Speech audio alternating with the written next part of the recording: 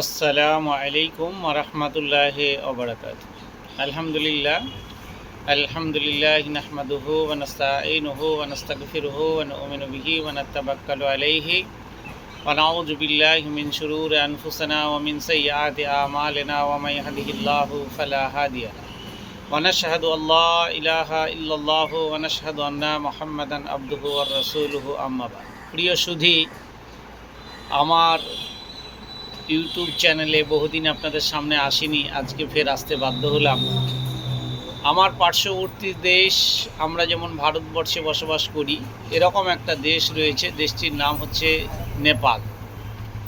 তো নেপালে কিছুদিন আগে যেটা আমরা পূর্বে দেখেছিলাম, আদ বা সামুদ জাতিরা কাউকে মানত না, তাদের আল্লাহ তাবারাক ওয়া তাআলা এত শক্তি দিয়েছিলেন যে সেই শক্তির তাবদে তারা আল্লাহ তাবারাক ওয়া তাআলাকে ভুলে গেছিলেন এবং যিনি সৃষ্টি জগতে এনেছেন তিনিরা ভুলে গেছিলেন। তো এমতো অবস্থায় আজকে খুব বেশি হলে 15 দিন আগে নেপালে যে অবস্থা ঘটছিল, মসজিদে উঠে লাউড স্পিকার ভেঙে দেওয়া, মসজিদের মিনার ভেঙে দেওয়া, মুসলিমদের হাত পা কেটে দেওয়া, মুসলিমদের অত্যাচার করা, আজও পর্যন্ত যেখানে বলছিল যে প্রশাসন সরিয়ে নিক, মুসলিমদের কিভাবে শায়েস্তা করতে হয় আমরা দেখে নেব।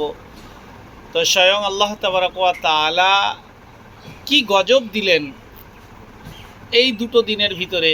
যেসব জায়গাগুলো বেশি বেশি করে মুসলিমরা অত্যাচারিত হয়েছে, সেই সব জায়গাগুলোকে আল্লাহ তাবারাক ওয়া তাআলা কীভাবে ধুয়ে মুছে সাফ করে দিলেন অনুভব করুন।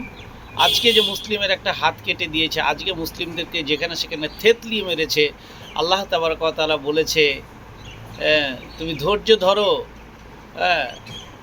তাহলে ধৈর্য ধরলে তোমার উপযুক্ত পুরস্কার রয়েছে।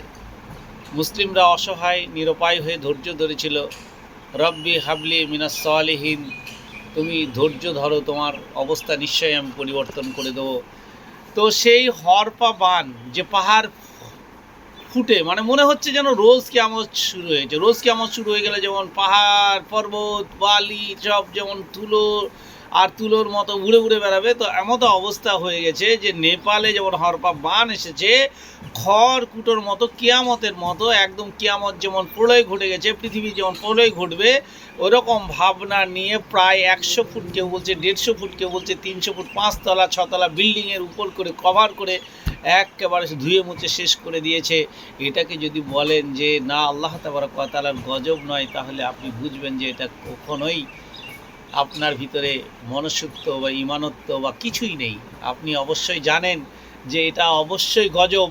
এই গজবকে আপনি মেনে নিতে হবে, কারণ যারা অসহায়ের উপর অত্যাচার করেছে বাইরে, তাদেরকে কখনো ছাড় দেবে না, এটাই বাস্তব। তাই বলে আপনি মুসলিম বলে অন্য জাতিকে ঘৃণা করবেন, সেটা কখনো হতে পারে না। আপনি হিন্দু বলে অন্য জাতিকে ঘৃণা করবেন, তাও কখনো হতে পারে না। তাই বলে এরা যেটা বলতে চেয়েছিল, এটা যেটা করতে চেয়েছিল, অসহায় নিপীড়িত মানুষদের মারধর কাটাকাটি অমক তমক করাকে কেন্দ্র করে যেমনভাবে চলেছে, আজকে আল্লাহ তাবারক ওয়া তাআলা তার প্রতিফলন একেবারে হাতে নাতে দেখিয়ে দিয়েছে। কারোর মাজা আছে তো বডি নেই, কারো বডি আছে তো মাজা নেই, কারো হাত আছে তো চোখ নেই, কারো চোখ আছে তো পা নেই, কারো কান আছে তো মাথা নেই। এই অবস্থা আল্লাহ তাবারক ওয়া তাআলা একটা পানির স্রোত দিয়ে বানিয়ে দিয়েছে। অবশ্যই অনুভব করুন, অনুভব করলে বুঝতে পারবেন আল্লাহ তাবারক ওয়া তাআলা অবশ্যই যে জাতিকে পৃথিবীর শ্রেষ্ঠ সেরা জাতি হিসাবে পাঠিয়েছে, সেই জাতি আজ অবহেলিত পদদলিত, তাদের কারণ হচ্ছে এই জাতি।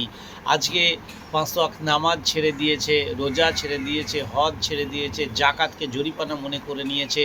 তাহলে যদি এরকম করতে থাকে, তাহলে অবশ্যই আল্লাহ তাবারক ওয়া তাআলা যুগে যুগে বিভিন্ন দিক দিয়ে পরীক্ষা করেছে।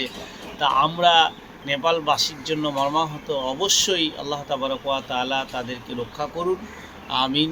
এবং ভুলভ্রান্তি যারা করেছে তারা শুধরিয়ে আবার নতুনভাবে জীবনযাপন করুন, এটা চাইছি। আর আল্লাহ তাবারক ওয়া তাআলা গাছের ঠেসে গাছ পড়ে, এখানে হিন্দু মুসলিম খ্রিস্টান ইহুদি নাসারা জৈন বৌদ্ধ যত রকম জাতি রয়েছে, সমস্ত জাতিকেই আল্লাহ হেফাজত করুক এবং সবাইকে সঠিক বোঝার তৌফিক দান করুন, আমিন। আসসালামু আলাইকুম ওয়া রাহমাতুল্লাহি ওয়া বারাকাতুহু।